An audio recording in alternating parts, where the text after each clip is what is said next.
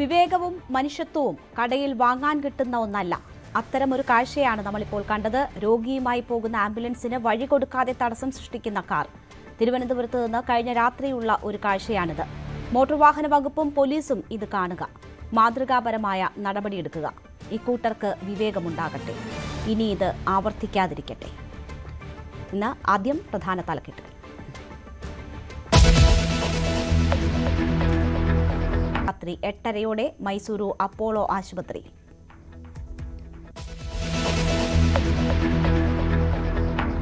അസാധാരണ വിവാദങ്ങളിൽ വെട്ടിലായി Congress. Personal staff leader പോസ്റ്റുകളിലെത്തിയവരിൽ മുൻ SFIക്കാർ മുതൽ മുൻ ABVP നേതാവ് വരെ. ഡിവൈഎഫ്ഐക്കാരനെ മന്ത്രി KA തുളസിയുടെ ഡ്രൈവറാക്കിയതിൽ പരാതിയുമായി യൂത്ത് കോൺഗ്രസ്. പരസ്യ പ്രതിഷേധമുണ്ടാകുമെന്ന് മുന്നറിയിപ്പ്. പാർട്ടി പ്രവർത്തകരുടെ മനോവീര്യം കെടുത്തിയെന്ന് PM നിയാസ് ന്യൂസ് 18 പ്രൈം ഡിബേറ്റിൽ.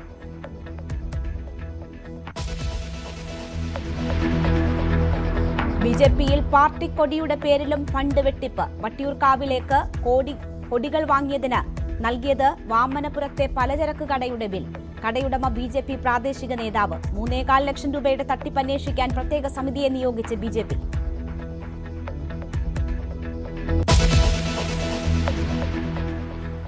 കേരളത്തിനും കണ്ണീരായി വിയറ്റ്നാമിലെ ബോട്ട് ദുരന്തം. മരിച്ചവരിൽ കൊട്ടാരക്കര ആസ്ഥാനമായ വിക്ടറി ഗ്രൂപ്പ് ഉടമയും ഭാര്യയും. AC തോമസിന്റെയും ലോവേനി തോമസിന്റെയും മൃതദേഹങ്ങൾ ഉടൻ നാട്ടിലെത്തിക്കാൻ ശ്രമം. ആകെ മരിച്ചത് 15 ഇന്ത്യക്കാർ. എല്ലാവരും ലവ മൊബൈൽ കമ്പനിയുടെ ഇൻസെന്റീവ് ട്രിപ്പിൽ ഉല്ലാസത്തിനെത്തിയവർ.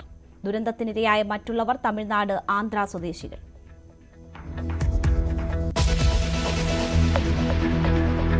ചില്ലറ കൊടുക്കാത്തതിന് കർണാടക ഗതാഗത മന്ത്രിയെ സർക്കാർ ബസിൽ നിന്ന് ഇറക്കിവിട്ട് കണ്ടക്ടർ.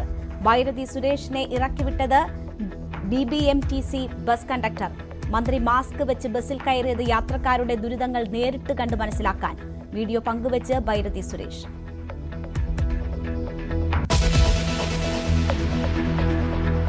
കള്ളാടി മണ്ണിടിച്ചിൽ ദുരന്തത്തിൽ കാണാതായ അവസാനത്തെയാളുടെ മൃതദേഹവും കണ്ടെടുത്തു. ബംഗാൾ സ്വദേശി ബിക്രം റാണയുടെ മൃതദേഹം കിട്ടിയത് 6ാം നാൾ. മണ്ണിടിഞ്ഞതിന് സമീപത്തെ മീനാക്ഷി പാലത്തിൽ ഗതാഗത നിയന്ത്രണം തുടരുന്നു.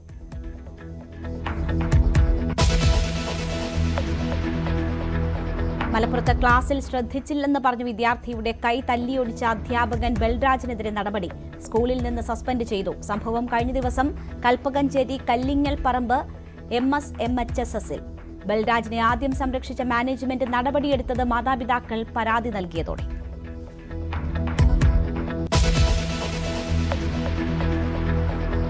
യൂട്യൂബർ രാജൻ ജോസഫ് അറസ്റ്റിൽ. നടപടി കോൺഗ്രസ് നേതാവ് ശ്രീനാദേവി കുഞ്ഞമ്മയുടെ പരാതിയിൽ. സമൂഹമാധ്യമങ്ങളിലൂടെ അപമാനിച്ചെന്ന് ശ്രീനാദേവി.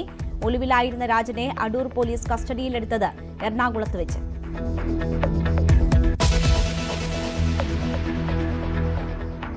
CCTV വെച്ച വൈരാഗ്യം തീർക്കാൻ പെൺകുട്ടിയുടെ വീട് കയറി മർദ്ദിച്ച കേസിൽ രണ്ടാമത്തെയാളും അറസ്റ്റിൽ. അയൽവാസി പത്തനാപുരം സ്വദേശി മിഥുൻ പിടിയിലായത് ആര്യങ്കാവിൽ.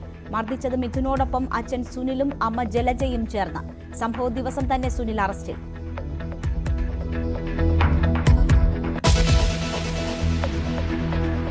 തമിഴ്നാട്ടിൽ മുഖ്യമന്ത്രി വിജയ്ക്ക് പിന്നാലെ ലഹരിക്കെതിരെ തുറന്ന യുദ്ധം പ്രഖ്യാപിച്ച് അണ്ണാമലയും. പുതിയ പാർട്ടി വി ദ ലീഡേഴ്സ് മൂവ്മെന്റിന്റെ ആദ്യ യോഗം ഇന്ന് പൊള്ളാച്ചിയിൽ. യോഗത്തിന്റെ മുഖ്യ സംഘാടകരിൽ മുൻ BJP നേതാക്കളും.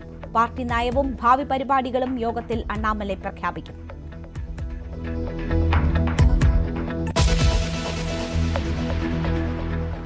പശ്ചിമേഷ്യ വീണ്ടും യുദ്ധസമാന സാഹചര്യത്തിൽ.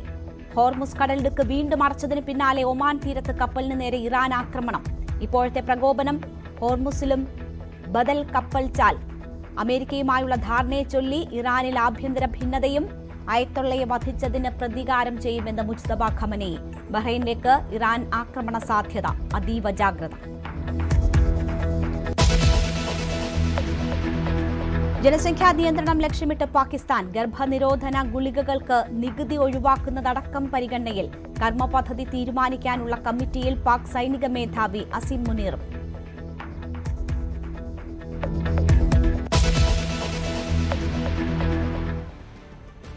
വാർത്തയിലേക്ക് വിശദമായി.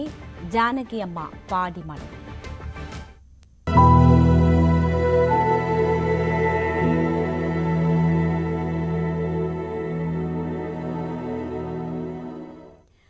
അന്തരിച്ച വിഖ്യാത ഗായിക എസ് ജാനകിക്ക് അന്ത്യാഞ്ജലി അർപ്പിച്ച നാട്. മൈസൂരു മഹാരാജാസ് കോളേജ് ഗ്രൌണ്ടിൽ പൊതുദർശനം തുടരുകയാണ്.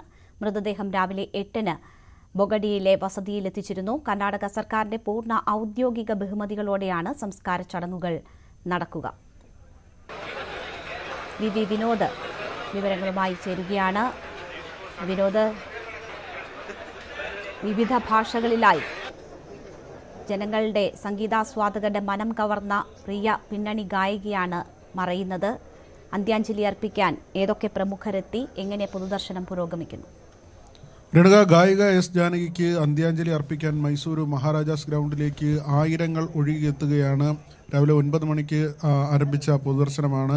ഇവിടേക്ക് കാലാവസ്ഥ പ്രതികൂലമായിരുന്നു, പലപ്പോഴും മഴ അനുഭവപ്പെട്ടു. പക്ഷേ ഇതൊന്നും തന്നെ വകവയ്ക്കാതെ നിരവധി ആളുകൾ അന്ത്യോപചാരം അർപ്പിക്കാനെത്തുന്നു.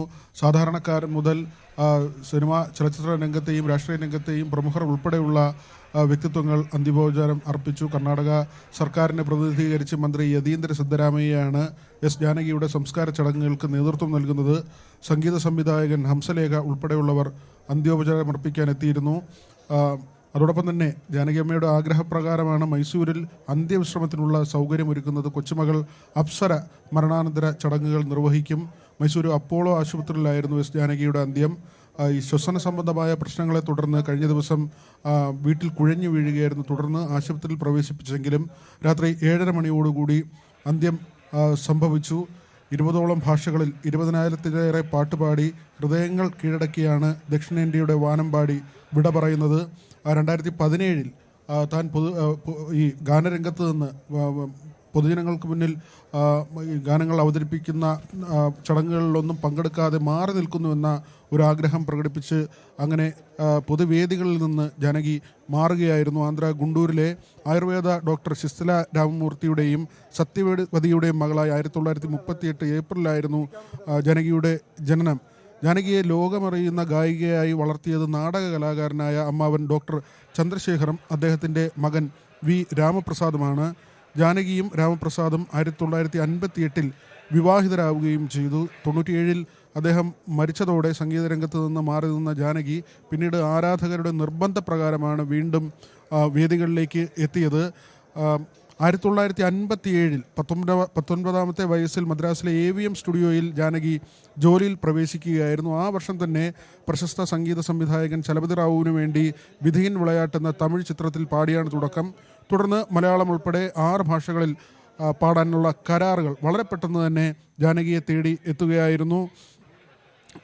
മലയാളത്തിൽ മാത്രം, മലയാള ചലച്ചിത്ര മേഖലയിൽ മാത്രം ഏതാണ്ട് 1200-ലേറെ പാട്ടുകളാണ് ജാനകി പാടിയത്. പ്രത്യേകിച്ച് ബാബുരാജിൻ്റെ ഗാനങ്ങളിലൂടെയാണ് കൂടുതൽ ശ്രദ്ധേയമായത്. തുടക്കകാലത്ത് ശാസ്ത്രീയ സംഗീതം പഠിക്കാതെയാണ് ജാനകി ഇങ്ങനെ 10,000-കണക്കിന് പാട്ടുകൾ പാടിയതെന്ന പ്രത്യേകത കൂടിയുണ്ട്. പ്രത്യേകിച്ച് നമ്മൾ SBBയുമായൊക്കെ ചേർത്ത് വായിക്കണം. SP ബാലസുബ്രഹ്മണ്യം ഇങ്ങനെ ശാസ്ത്രീയമായി പാട്ട് പഠിക്കാത്ത ആളാണ്.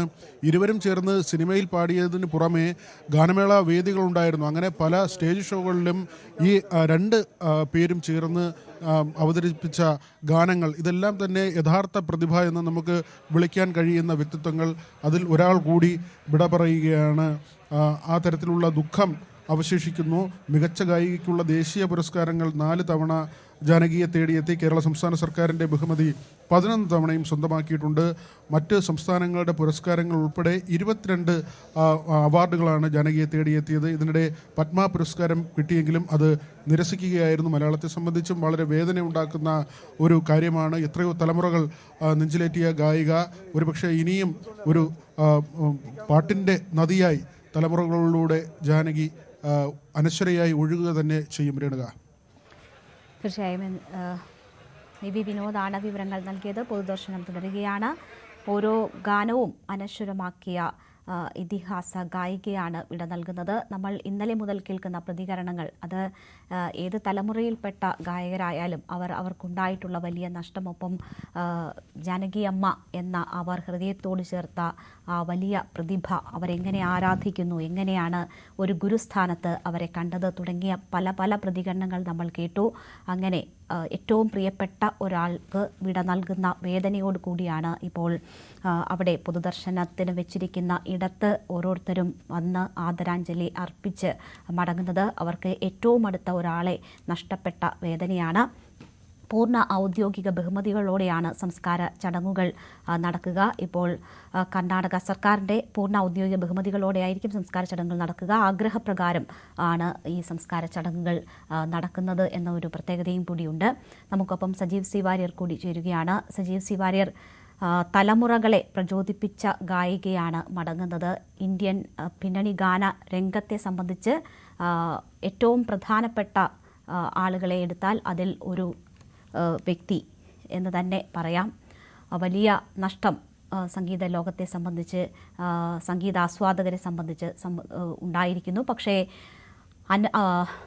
ജാനകിയമ്മ അനശ്വരമാക്കിയ ഗാനങ്ങൾ തുടർന്നും അതുപോലെ തന്നെ നിൽക്കും. എങ്ങനെയാണ് നമ്മൾ ആ വിടവിനെ നോക്കിക്കാണേണ്ടത്? പറഞ്ഞ പോലെ ഇന്നലെ അത് അവരുടെ മരണത്തിനെ തുടർന്നുണ്ടായ നമ്മുടെ ലൈവിൽ പറഞ്ഞ പോലെ ഏറ്റവും പ്രധാനപ്പെട്ട കാര്യം, അവർ ഓരോ ഭാഷയോടും കൃത്യമായി കൂറു പുലർത്തിയിരുന്നു. അതിന്റെ ഓരോ വാക്കുകളും കൃത്യമായ അക്ഷരവിന്യാസത്തോടെ അത് പാടാൻ ശ്രമിച്ചിരുന്നു എന്നുള്ളതാണ്. അതിനുവേണ്ടിയുള്ള പരിശ്രമം അവർ നടത്തിയിരുന്നു.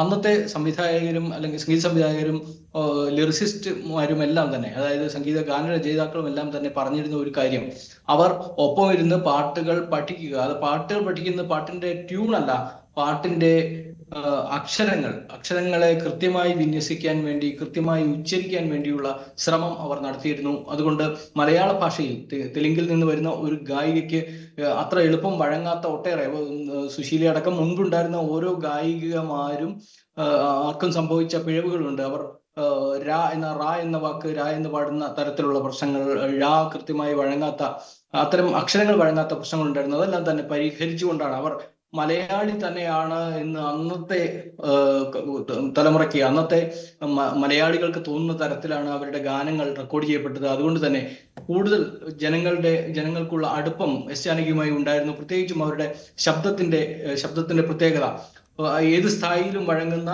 ഒരു ശബ്ദമായിരുന്നു അവരുടേത്. അവർ നേരത്തെ പൈതിസ്വാമി എന്ന നാദസ്വര വിദ്വാന്റെ ശിഷ്യയായിട്ടാണ് അവർ ആദ്യം സംഗീതത്തിന്റെ ബാലപാഠങ്ങൾ പഠിക്കുന്നത്. ആ സമയത്ത് തന്നെ ഈ കുട്ടിക്ക് സരിഗമയൊന്നും പഠിക്കേണ്ട കാര്യമില്ല, ജന്മസിദ്ധമായി തന്നെ നിനക്ക് ദൈവം അത് തന്നിരിക്കുന്നു എന്ന് പൈതിസ്വാമി പറഞ്ഞതായി അവർ പിന്നീട് പറയുകയുണ്ടായി. എന്തായാലും നാദസ്വരത്തിനൊത്ത് ആണ് അവർ പാട്ടുകൾ പഠിച്ചിരുന്നത്. നാദസ്വരത്തിൽ പൈതിസ്വാമി വായിക്കുന്നു, അതിനൊത്ത് അവർ പാടുന്നു. ആ തരത്തിലാണ് ആദ്യം പാട്ട് പഠിച്ചിരുന്നത്. പിന്നീടൊരിക്കൽ അവർ ശൃംഗാരവേലനെ ദേവ എന്ന പാട്ട് പാടുമ്പോൾ നാദസ്വരത്തോട് മത്സരിച്ച് പാടുന്നതായിരുന്നു സിനിമയിലെ സീൻ. അതിനനുസരിച്ച് അവർ പാടി തെളിയിച്ച ഒരു ഗാനമായിരുന്നു അത്. വലിയ തോതിൽ പ്രകീർത്തിപ്പിക്കപ്പെട്ട ജാനകിയമ്മയുടെ കഴിവ് അക്കാലത്ത് ശൃംഗാരവേലനെ വേല എന്ന പാട്ട് തന്നെയായിരുന്നു.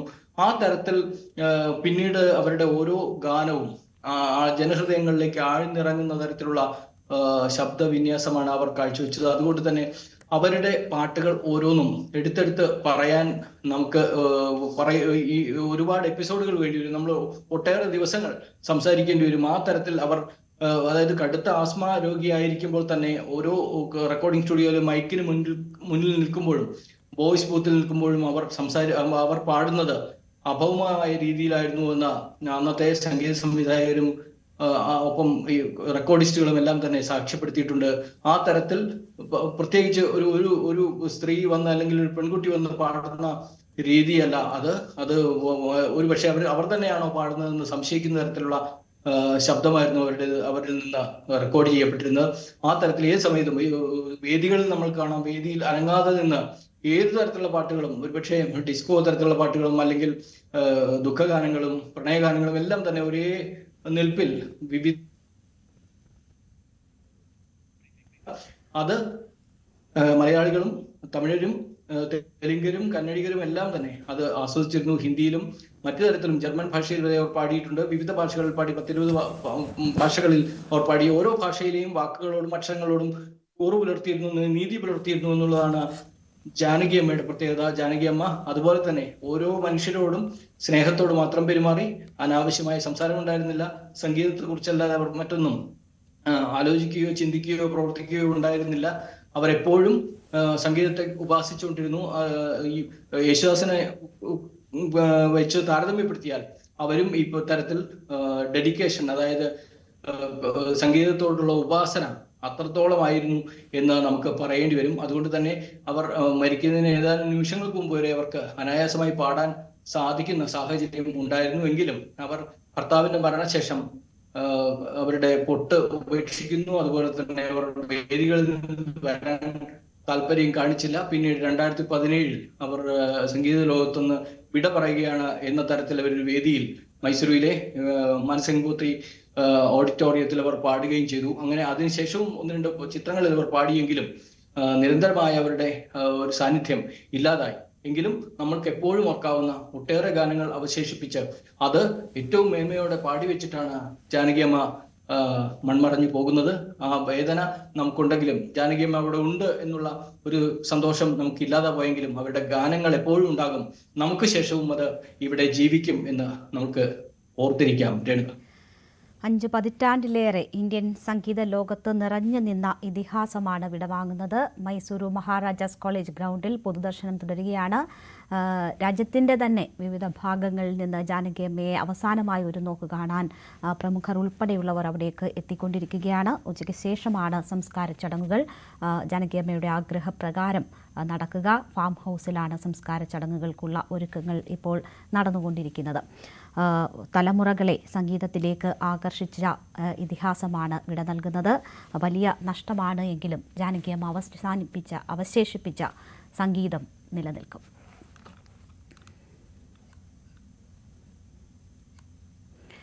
മറ്റു വാർത്തകളിലേക്ക് പോകാം. അതിനു മുൻപ് ഗായിക എസ് ജാനകിയുടെ വിയോഗത്തിന്റെ വേദനയിലാണ് ഫോർട്ട് കൊച്ചിയിലെ ഗായകൻ മാക്സി ചാർലി. ജാനകിയമ്മയുടെ ശബ്ദത്തോട് ചേർന്ന് നിൽക്കുന്ന ശബ്ദമാണ് മാക്സിയുടേത്.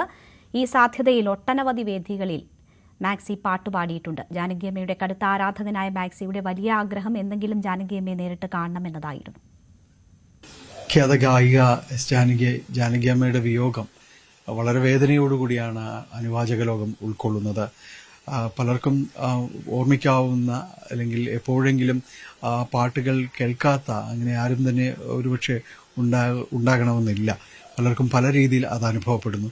ഇവിടെ കൊച്ചിയിൽ, ഫോർട്ട് കൊച്ചിയിൽ ജാനകിയമ്മയുടെ ശബ്ദത്തിൽ ഒരുപക്ഷെ അനുകരണമെന്ന് പറയാവുന്നതിനപ്പുറം അതിനോടുകൂടി ചേർന്ന് നിൽക്കുന്ന ആ ഒരു ശബ്ദം അതൊരു ഭാഗ്യമായി കണ്ടുകൊണ്ട് ആ ശബ്ദത്തിൽ പാടുന്ന ഒരു ഗായകനുണ്ട്. മാക്സിം ജോസഫ് എന്നാണ് അദ്ദേഹത്തിന് പേര്. അദ്ദേഹം ജാനകിയമ്മയുടെ വിയോഗം അദ്ദേഹം അറിഞ്ഞത് മുതൽ വലിയ സങ്കടത്തിലാണ്. കാരണം അദ്ദേഹം ഇത്രയും അദ്ദേഹം പാടിക്കൊണ്ടിരുന്നത് ജാനകിയമ്മയുടെ പാട്ടുകളായിരുന്നു. എന്നെങ്കിലും ജാനകിയമ്മയെ കാണുക എന്നതായിരുന്നു ഏറ്റവും വലിയൊരു ആഗ്രഹമായി കൊണ്ട് നടന്നത്. നമുക്കൊപ്പം മാക്സിം ചാർലി കൂടി ചേരുന്നുണ്ട്. ഇന്നലെയാണ് ജാനകിയമ്മയുടെ ഒരു വിയോഗം സംഭവിക്കുന്നത്. ഇത്രയും താങ്കൾ പാടിക്കൊണ്ടിരുന്നത് അത്രയും ജാനകിയമ്മയുടെ പാട്ടുകൾ തന്നെയായിരുന്നു. എങ്ങനെയാണ് ഇത് ഉൾക്കൊള്ളുന്നത്, അല്ലെങ്കിൽ ഏത് രീതിയിലാണ് ഇത് കാണുന്നത്? എനിക്ക് ഉൾക്കൊള്ളാനായിട്ട് വളരെയേറെ ബുദ്ധിമുട്ടുണ്ടായിരുന്നു. രാത്രി മുഴുവൻ ഞാൻ വളരെ പെടുന്നതിനെയാണ് ആ വിവരം അറിഞ്ഞത്. എൻ്റെ സിസ്റ്ററാണ് പറഞ്ഞത്, ഫോണിൽ കാണിക്കാൻ തുടങ്ങിയപ്പോൾ.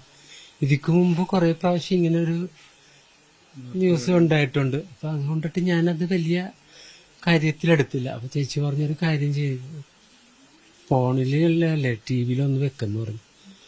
TV ഓൺ ചെയ്ത് TV കണ്ടുകൊണ്ടിരുന്നപ്പോഴാണ് ചാനൽ മാറ്റിപ്പോൾ കൈരളിയിലാണ് കാണിക്കുന്നത്.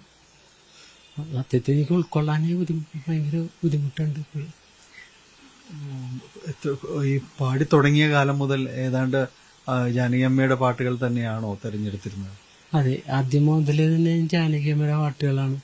കാരണം ആ വോയിസ് ഏകദേശം അതുപോലെയൊക്കെ ഇരിക്കുന്നത് കൊണ്ട്, ഒരു സാമ്യം ഉള്ളത് കൊണ്ട് എന്നോട് അത്തരത്തിലുള്ള പാട്ടുകൾ തന്നെ പാടാനാണ് എന്നോട് ആവശ്യപ്പെട്ടിട്ടുള്ളത്, ഞാൻ പാടിയിട്ടുള്ളത്. പിന്നെ മറ്റുള്ളവരുടെ പാട്ടുകൾ ഞാൻ അത്യാവശ്യം പ്രോഗ്രാംസിന് പാടാറുണ്ട്. എങ്കിലും കൂടുതൽ സ്പെഷ്യലൈസ് ചെയ്ത് പാടുന്നത് ജാനകിയമ്മയുടെ പാട്ടുകളാണ്. കൂടുതലും ഇങ്ങനെ ഫീമെയിൽ സിംഗേഴ്സിന്റെ അതായിരുന്നോ കൂടുതൽ പാടിയിരുന്നത്? ഫീമെയിൽ, കാരണം ഞാൻ റിയലായിട്ട് ഉണ്ടാക്കുന്ന വോയിസ് അല്ല. ഇപ്പൊ ശബ്ദം ഇപ്പൊ പറഞ്ഞുകൊണ്ടിരിക്കുമ്പോൾ നമുക്ക് സംസാരിക്കുമ്പോൾ ശബ്ദമല്ല, പാടുമ്പം എനിക്ക് കറക്റ്റ് ഫീമെയിൽ വോയിസ് ജന്മനായുള്ള ശബ്ദമാണ്. ഞാൻ കേട്ടിരിക്കുന്ന ഈ വലിയൊരു ആഗ്രഹമായിരുന്നു അമ്മയെ കാണണം എന്നുള്ളത്, അല്ലേ? വലിയ ആഗ്രഹമായിരുന്നു. ആഗ്രഹം എന്ന് പറഞ്ഞാൽ നമ്മൾക്ക് അതിന് പറ്റിയ ആളുകളില്ലാട്ടോ. ഒരുപാട് സംഘടനകളുണ്ടെങ്കിലും അത്യാവശ്യം സമയത്ത് അവർ നമ്മളെ വിളിക്കാറില്ലല്ലോ. അപ്പം അങ്ങനെ ഒരുപാട് ഞാൻ കൊച്ചായിരിക്കുമ്പോൾ എറണാകുളം കലാഭവനിലൊക്കെ വന്നിരുന്നു പറഞ്ഞു. ആ സമയത്തൊന്നും നമുക്ക് അങ്ങനെ ആൾക്കാരുമായിട്ട് അത്ര ഇതില്ല. അതുകൊണ്ട് നമ്മൾ ഓർക്കസ്ട്രയിലൊക്കെ പാടുന്നുണ്ടെങ്കിലും നമ്മളെ വിളിക്കില്ലല്ലോ അവർ. വർഷങ്ങൾക്ക് ശേഷമാണ് 88 ഒന്ന് കാണണമെന്ന് മദ്രാസിൽ ചെന്നപ്പം നമ്മൾ അവിടെ ഒരുപാട് ദിവസമൊന്നും ഉണ്ടായില്ല, ഒരു 8 ദിവസമൊന്നും ഉണ്ടായിരുന്നു. പക്ഷെ അതിനുവേണ്ടി ബുദ്ധിമുട്ടി കൊണ്ടുപോകാനുള്ള ആൾക്കാർക്ക് അതിനുള്ള താല്പര്യമില്ലല്ലോ. നമ്മൾ കുറച്ച് ദിവസം അവിടെ നടന്നെങ്കിലല്ലേ കാണാനിപ്പോ ഒത്തുമില്ല. ഇനി എല്ലാം ഒരുപാട് ഗാനമേള ട്രൂപ്പുകളിലൊക്കെ പാടിയിട്ടുണ്ട്. ഒരുപാട് ഗാനമേള ട്രൂപ്പിൽ ഏതാണ്ട് ഒരു 50ഓളം ഓർക്കസ്ട്രകളിൽ ഞാൻ പാടിയിട്ടുണ്ട്, ഇന്ത്യക്കകത്തും പുറത്തുമായിട്ട്. ഈ ആളുകള് പാട്ട് കേട്ടിട്ട് എങ്ങനെയാണ് അവര് ഇതിനോട് അനുകൂലിച്ച് ചിലവര് ഇത് മിമിക്രി അനുകരിക്കുന്നതായിട്ട് തോന്നിയിട്ടുണ്ട്? അതല്ലെങ്കിൽ എന്താണ് അവരുടെ അഭിപ്രായമൊക്കെ പറഞ്ഞിരിക്കുന്നത്? അത് 1-2 പ്രോഗ്രാമിൽ ഞാൻ വലിയ ഷോയാണ് അതിന് പാടിക്കൊണ്ടിരുന്നപ്പം ജനത്തിനൊരു സംസാരം ഉണ്ടായിരുന്നു ഇടക്ക്. അപ്പം അത് ഒരു മനോജേട്ടനാണ് വീണ ചേച്ചിയുടെ ഭർത്താവ്, സിനിമയിൽ പറഞ്ഞിങ്ങനൊരു ആക്ഷേപമുണ്ട്. അപ്പം നിനക്കൊന്ന് രണ്ടാമത് പാടാമോ എന്ന് ചോദിച്ചു. അപ്പം അവരിനി ട്രാക്ക് ഇതിട്ടിട്ട് ഒറിജിനൽ ഇട്ടിട്ട് ചുണ്ടാനക്കുന്ന വല്ല സിസ്റ്റം ആണോ എന്ന് അറിയാൻ വേണ്ടിയാണെന്ന് പറഞ്ഞു. അങ്ങനെ ഓർത്തെടുക്കാൻ നിരവധി ഓർമ്മകളാണ് ജാനകിയമ്മയെ സ്നേഹിച്ച, ജാനകിയമ്മയുടെ സംഗീതത്തെ ആരാധിച്ച ആളുകൾക്ക് പങ്കുവെക്കാനുള്ളത്. മറ്റു വാർത്തകളിലേക്ക് പോകാം. മന്ത്രിമാരുടെ പേഴ്സണൽ സ്റ്റാഫിൽ മുൻ SFIക്കാരും ഡിവൈഎഫ്ഐക്കാരും ഉൾപ്പെട്ടിരിക്കുന്നു. സർക്കാർ അഭിഭാഷകരായി നിയമിച്ചവരിൽ മുൻ ABVP നേതാവ് വരെ. അസാധാരണ വിവാദമാണ് UDF സർക്കാരിന്റെ തുടക്കകാലത്ത് നിയമനങ്ങളെ പിൻപറ്റി ഉയരുന്നത്. SFI നേതാവായിരുന്ന ജയോണ ജെയിംസിനെ സർക്കാർ അഭിഭാഷകയായി നിയമിച്ചതും തൃശൂരിൽ ABVP നേതാവായിരുന്ന DS ശരത്തിനെ സീനിയർ പ്ലീഡറാക്കിയതും വിവാദത്തിലാണ്. മന്ത്രി KA തുളസിയുടെ ഡ്രൈവറായി നിയമിച്ചത് മുൻ DYFI പ്രവർത്തകനെയാണെന്ന ആരോപണവുമായി യൂത്ത് കോൺഗ്രസും രംഗത്തു വരുന്നു. ഗവൺമെന്റ് പ്ലീഡർ നിയമനവുമായി ബന്ധപ്പെട്ട് കോൺഗ്രസ് പാർട്ടിക്കുള്ളിൽ വലിയ തരത്തിലുള്ള വിമർശനങ്ങൾ ഉയരുന്നതിനിടയിലാണ് മന്ത്രി KA തുളസിയുടെ പേഴ്സണൽ സ്റ്റാഫിൽ ഡ്രൈവറായി SFI നേതാവിനെ ഉൾപ്പെടുത്തിയെന്ന ആക്ഷേപം ഉന്നയിച്ചുകൊണ്ട് യൂത്ത് കോൺഗ്രസും KSUവും രംഗത്തെത്തിയിരിക്കുന്നത്. ഈ നടപടി പിൻവലിക്കണമെന്ന് ആവശ്യപ്പെട്ടുകൊണ്ട് AICC നേതൃത്വത്തിനും KPCC നേതൃത്വത്തിനും പരാതി നൽകാൻ ഒരുങ്ങുകയാണ് യൂത്ത് കോൺഗ്രസ്. അനുകൂലമായൊരു തീരുമാനം ഉണ്ടായില്ല എങ്കിൽ തെരുവിലേക്ക് പ്രതിഷേധം വ്യാപിപ്പിക്കുമെന്ന മുന്നറിയിപ്പ് കൂടി യൂത്ത് കോൺഗ്രസിന്റെ ഭാഗത്തു നിന്ന് ഉണ്ടായിട്ടുണ്ട്. ഏറ്റവും പ്രധാനപ്പെട്ട തസ്തികകളിലേക്ക് അടക്കം നടക്കുന്ന തെരഞ്ഞെടുപ്പുകളിൽ മാനദണ്ഡം മറികടന്നുകൊണ്ട് മറ്റ് പാർട്ടികളിൽപ്പെട്ട ആളുകളെ ബോധപൂർവ്വം നിയമിക്കുന്നത് ഒരു തരത്തിലും അംഗീകരിക്കാനാവില്ല എന്ന നിലപാടിലാണ് പോഷക സംഘടനകൾ. പാർട്ടിയിലെ ഒരു വിഭാഗം നേതാക്കളും പരസ്യമായി വിമർശനം ഉന്നയിച്ചുകൊണ്ട് രംഗത്തെത്തുന്ന ഒരു സാഹചര്യമുണ്ട്. അടിയന്തരമായി KPCC നേതൃയോഗം ചേരണമെന്നും നിയമന കാര്യങ്ങളിലടക്കം തുടർച്ചയായി ഉണ്ടായിക്കൊണ്ടിരിക്കുന്ന വീഴ്ചകൾ, വിവാദങ്ങൾ, അതിൽ അടിയന്തരമായ നടപടി സ്വീകരിക്കണമെന്ന നിലപാടിലാണ് മുതിർന്ന നേതാക്കൾ. അതേസമയം പരസ്യ പ്രതികരണങ്ങൾ നടത്തിയാൽ അത് 10 വർഷത്തെ ഇടവേളയ്ക്ക് ശേഷം അധികാരത്തിലേക്ക് എത്തിയ പാർട്ടിക്ക് പാർട്ടിയുടെ വിജയത്തിന്റെ ശോഭ കെടുത്തുന്ന തരത്തിലേക്ക് മാറും. അതുകൊണ്ട് പരസ്യ പ്രതികരണങ്ങൾ നടത്താതെ പാർട്ടിയുടെ ആഭ്യന്തര വേദികളിൽ അത് ഗൗരവതരമായി ഈ വിഷയം ഉന്നയിച്ചുകൊണ്ട് നടപടി ഉറപ്പാക്കാനുള്ള നീക്കമാണ് ഒരു വിഭാഗം ആരംഭിച്ചിരിക്കുന്നത്. അതിന്റെ ഭാഗമായാണ് AICC നേതൃത്വത്തിനടക്കം നിയമനങ്ങളിൽ സുതാര്യത ഉറപ്പാക്കണം, പാർട്ടി പ്രവർത്തകർക്ക് കൃത്യമായ പരിഗണന നൽകണമെന്ന് ആവശ്യപ്പെട്ടുകൊണ്ട് കത്ത് നൽകാനുള്ള യൂത്ത് കോൺഗ്രസ് നേതൃത്വത്തിന്റെ തീരുമാനം. പ്ലീഡർ നിയമനങ്ങളിൽ ഉയർന്ന വിമർശനം പരിശോധിക്കപ്പെടണമെന്ന് KPCC general secretary PM Niyas. Party തലത്തിൽ ഇക്കാര്യം ഉന്നയിക്കും. നിയമനങ്ങളുമായി ബന്ധപ്പെട്ട് നിരന്തരം ഉയർന്ന വിവാദങ്ങൾ പാർട്ടി പ്രവർത്തകരുടെ മനോവീര്യം തകർക്കും, ഭരണത്തിന്റെ ഉത്സവഛായ ഇല്ലാതാക്കും. പാർട്ടി തലത്തിൽ അക്കാര്യങ്ങൾ ഉന്നയിക്കുമെന്നും PM നിയാസ് പറഞ്ഞു. ന്യൂസ് 18 പ്രൈം ഡിബേറ്റിലായിരുന്നു പ്രതികരണം. കേരളത്തിലെ ഒത്തിരി നിയമനങ്ങൾ ഇവിടെ വന്നിട്ടുണ്ട്. ഒത്തിരി നിയമനങ്ങൾ വന്നതിൽ വളരെ അപൂർവമായ പരാതികൾ മാത്രമാണ് വന്നിട്ടുള്ളത്. പക്ഷെ അത് ഗൗരവമുള്ളതാണ്. കോൺഗ്രസ് പാർട്ടിയെ സംബന്ധിച്ചിടത്തോളം കോൺഗ്രസ് പാർട്ടിയിൽ അങ്ങനെ ഒരു അല്ലെങ്കിൽ UDFൽ അങ്ങനെ ഒരു പാർട്ടി നിയമനവുമായി ബന്ധപ്പെട്ട് ഒരു പ്രത്യേകമായ ഒരു സമിതിയോ പ്രത്യേകമായ ഒരു ഉന്നത ഈ ചർച്ചകൾ അല്ലെങ്കിൽ ഇത്തരം കാര്യങ്ങൾ പരിശോധിക്കുന്ന ഒരു സംവിധാനം പൂർണ്ണതയിൽ എത്തിയിട്ടില്ല എന്നുള്ളത് യാഥാർത്ഥ്യമാണ്.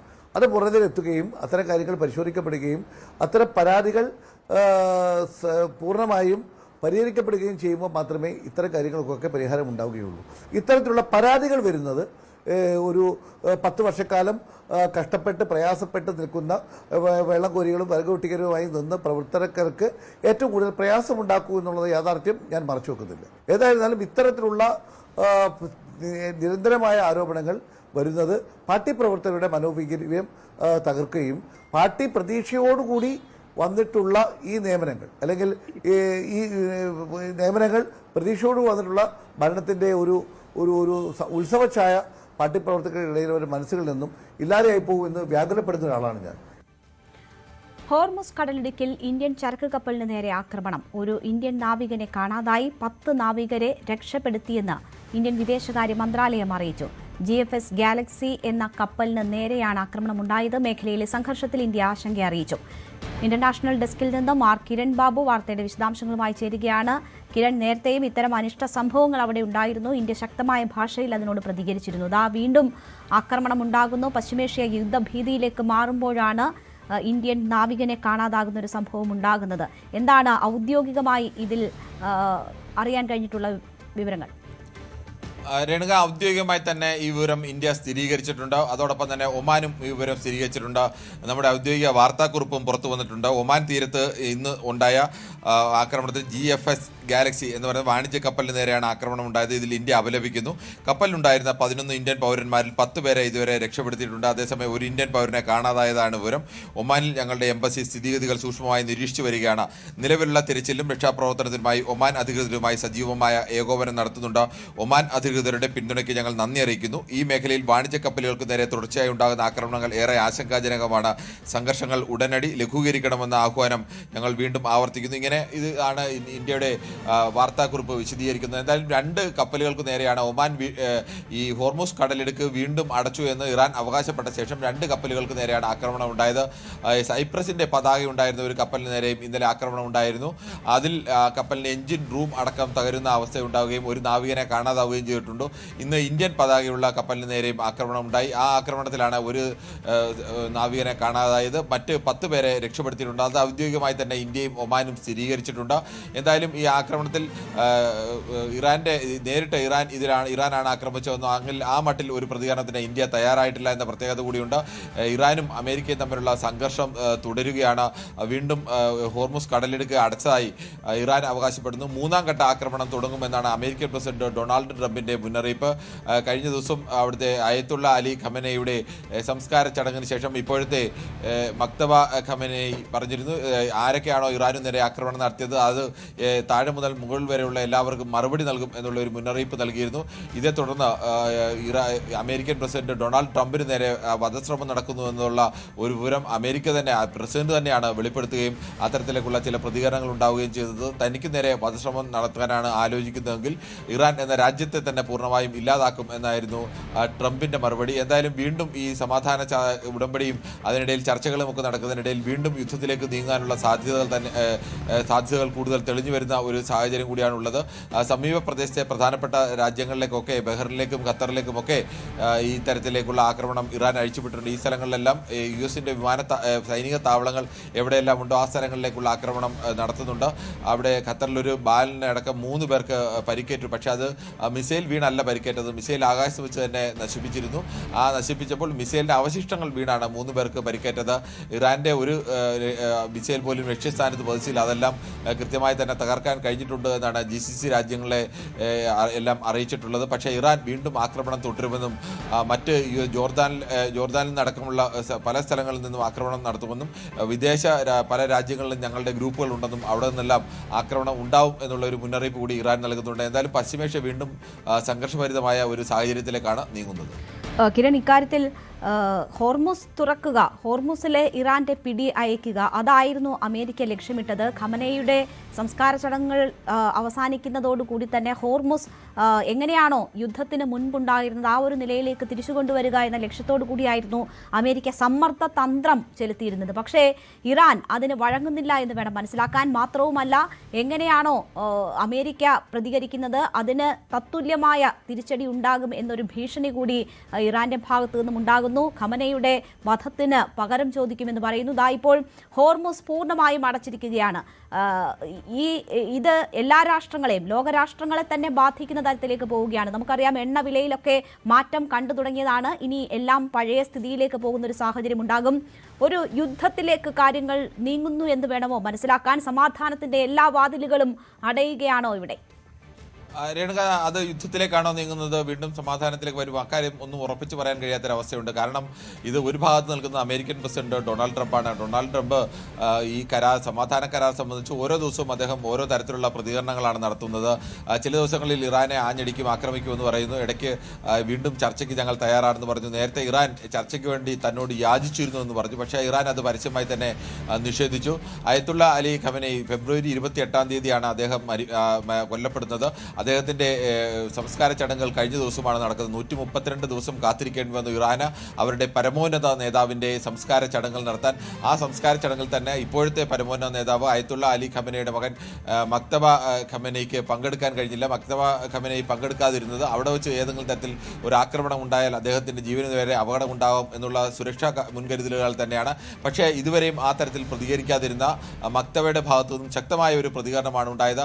ഇറാൻ്റെ മണ്ണിൽ നേരെ ആക്രമണം നടത്തിയവർക്ക് റാങ്ക് ആൻഡ് ഫയൽ എല്ലാവർക്കും താഴെ മുതൽ മുകളിൽ വരെ എല്ലാവർക്കും തിരിച്ചടി നൽകുമെന്നായിരുന്നു. ഏതെങ്കിലും ഒരു നേതാവിൻ്റെ പേരോ മറ്റൊന്നും പറഞ്ഞില്ലെങ്കിലും സ്വാഭാവികമായും അമേരിക്കയ്ക്കും ഇസ്രായേലിനും നേരെയുള്ള ഒരു മറുപടി തന്നെയാണ് ഇതിനെ കണക്കാക്കാം.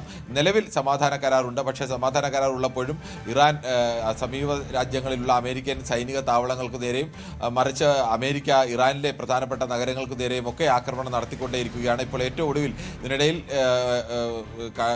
കടലിടുക്ക് വഴിയുള്ള കപ്പലുകളുടെ സഞ്ചാരത്തിന് പരിമിതമായ രീതിയിലെങ്കിലും അനുമതി നൽകിയതായിരുന്നു.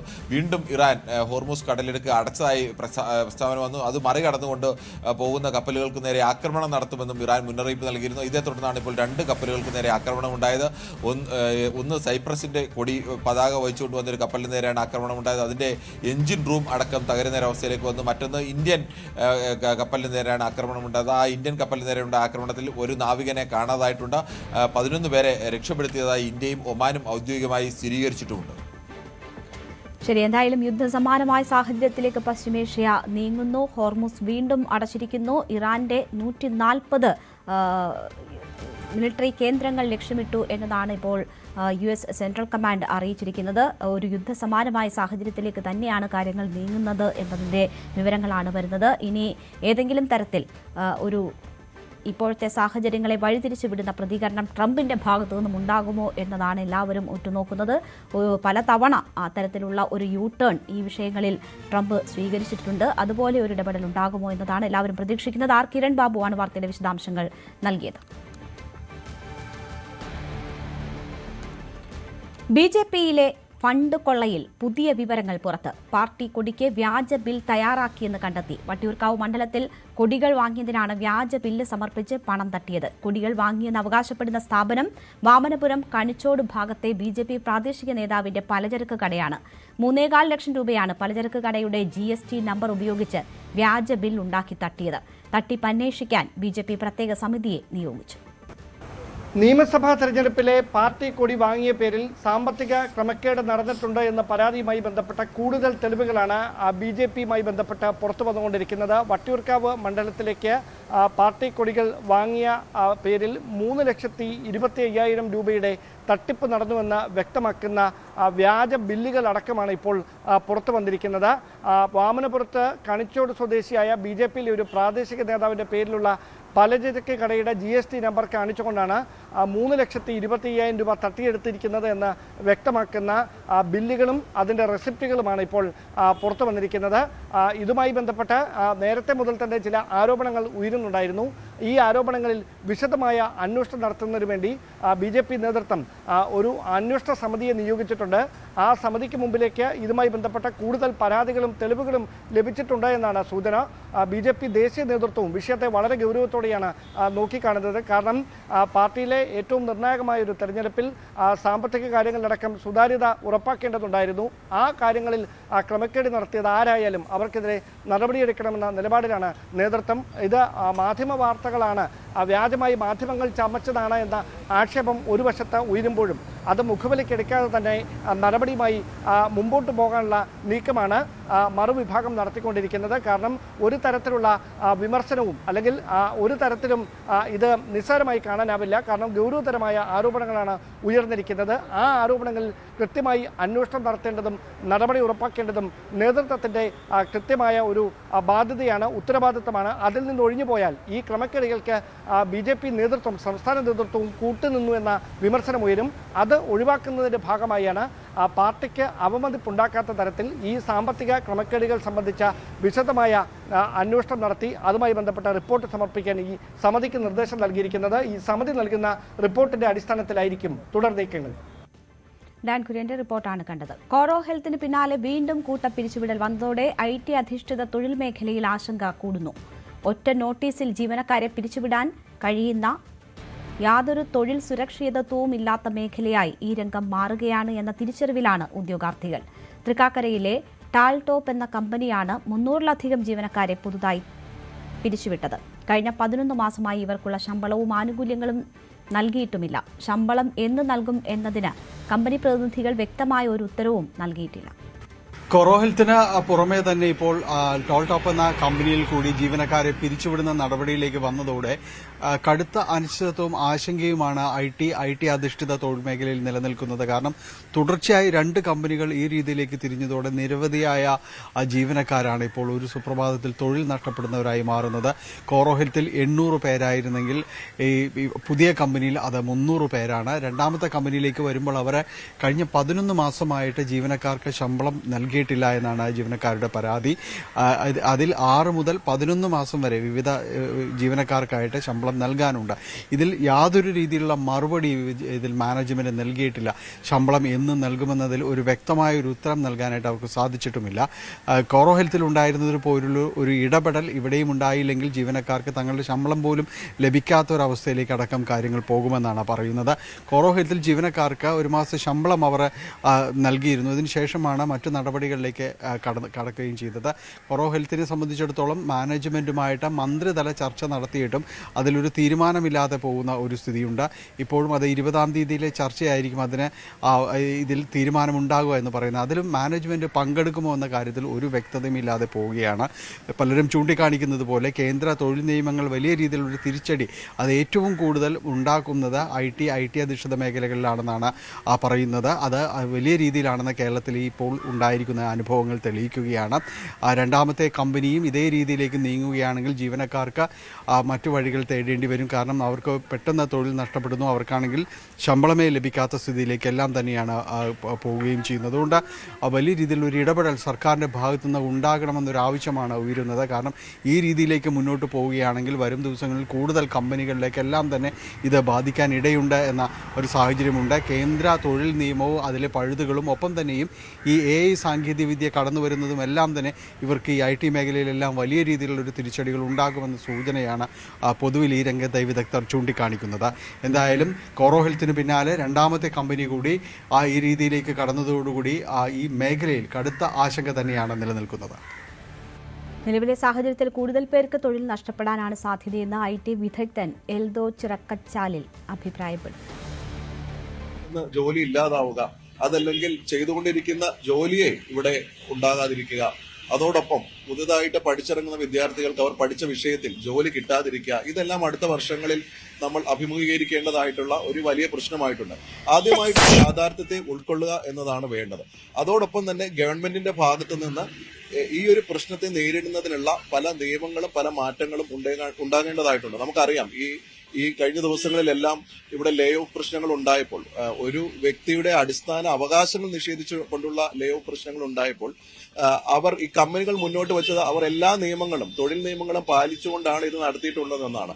അങ്ങനെയാണെങ്കിൽ ഈ തൊഴിൽ നിയമങ്ങൾ ഒരു വ്യക്തിയുടെ ഒരു എംപ്ലോയിയുടെ അവകാശങ്ങൾ സംരക്ഷിക്കുന്നില്ല എന്നുള്ളത് ഉറപ്പാണ്. നമുക്ക് തന്നെ ഇത് കാണുമ്പോൾ അറിയാൻ സാധിക്കും. ഒരുപാട് പ്രശ്നങ്ങൾ ഈ തൊഴിൽ നിയമത്തിലും ഇനി ഈ ഇൻഡസ്ട്രിയൽ ആക്ടിലും എല്ലാം മാറ്റേണ്ടതായിട്ടുണ്ട്.